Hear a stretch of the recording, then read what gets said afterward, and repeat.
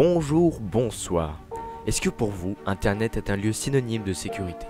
Êtes-vous capable de lui confier vos données les plus précieuses? Le hacking, la revente de données personnelles et la surveillance sont des choses courantes sur Internet. Laissez-moi vous présenter les dangers d'Internet.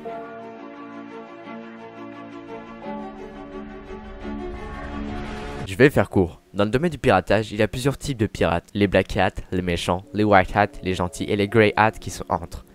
Les hackers dits black hat jettent leur filet en espérant attraper le plus gros poisson. Que ce soit carte bancaire, identité, adresse personnelle ou conversation professionnelle, ils utiliseront tout contre vous pour assouvir leur soif de gloire, d'argent ou de pouvoir. Comme le conseille cet article sur le site NordVPN, si votre ordinateur est piraté, pensez à réinitialiser vos mots de passe. Analysez votre ordinateur avec votre antivirus. Supprimez le logiciel suspect qui a un nom de fournisseur étrange. On aperçoit le nom du fournisseur juste ici. Pensez à mettre à jour votre appareil. Utilisez un bloqueur de publicité, un VPN, un gestionnaire de mots de passe et supprimez vos cookies. Une vidéo dédiée à plusieurs conseils de cybersécurité arrive. Je reviendrai sur plusieurs de ces recommandations. Le dox est une pratique peu connue. C'est l'action de partager les informations personnelles d'une personne sur Internet. Le dox cible principalement des personnalités connues comme votre youtubeur ou streamer favori. Les personnes possédant ces informations ont souvent recours à une rançon ou d'autres pratiques comme le swatting ou juste l'envie de pourrir la vie de cette personne en partageant publiquement ces informations. Le but principal est de retirer l'anonymat de la personne.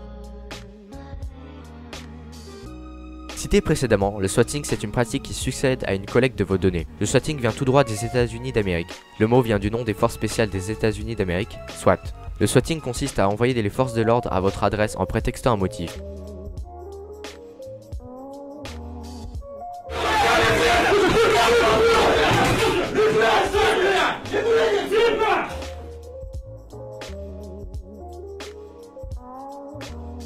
Le DDoS ou le DDoS est vraiment facile. Il y a plein de tutos disponibles sur Internet. Même s'il est facile de bloquer la plupart de ces astuces, des petits malins vont vous donner des astuces visant à dérober vos informations personnelles, comme votre adresse IP.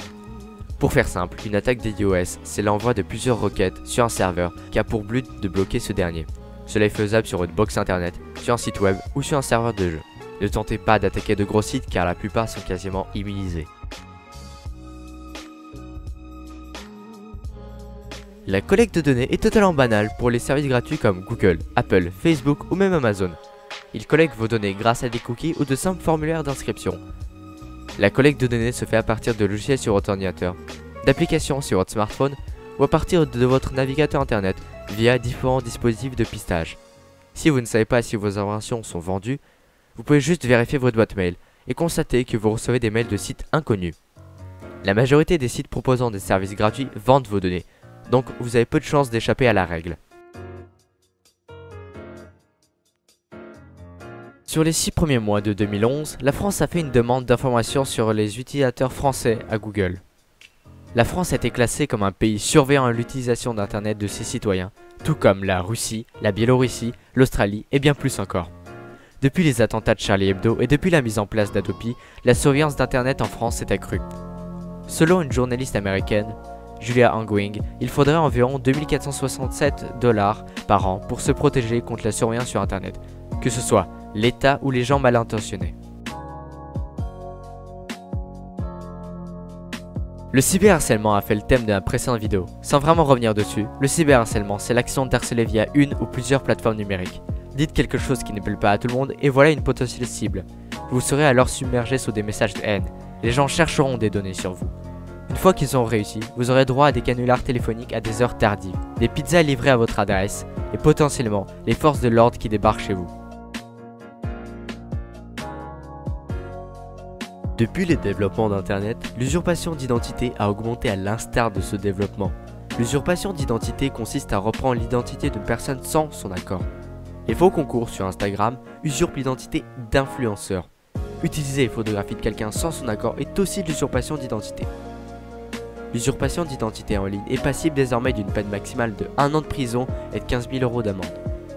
Si votre identité est usurpée, vous pouvez faire une demande au site et signaler cette infraction.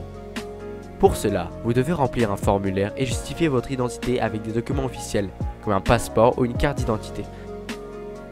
L'usurpation d'adresse IP ou IP spoofing consiste à reprendre l'adresse IP d'une machine et à l'utiliser dans des attaques DDoS ou d'autres cyberattaques. Pour faire simple, Une adresse IP, c'est la plaque d'immatriculation de votre box sur internet. L'usurper, c'est utiliser votre identité. Vous vous demandez pourquoi j'ai décidé de mettre les fake news dans cette vidéo. La raison est toute bête. La diffusion de fausses informations est devenue beaucoup trop simple sur internet. Ces informations ne sont pas vérifiées. En Inde, les fake news ont pris la vie de plusieurs individus. Imaginez les conséquences de ces informations non vérifiées dans un pays comme les États-Unis où le port d'armes est autorisé. Pour ne pas être victime de ces fake news, cherchez le sujet en question sur d'autres sites et déterminez si cette information est fiable ou non. Ne faites pas confiance à tout ce qu'on dit sur internet. Si un site se dit sécurisé, il ne l'est pas toujours. Restez sur garde. Lisez attentivement les règles de confidentialité des sites et des logiciels.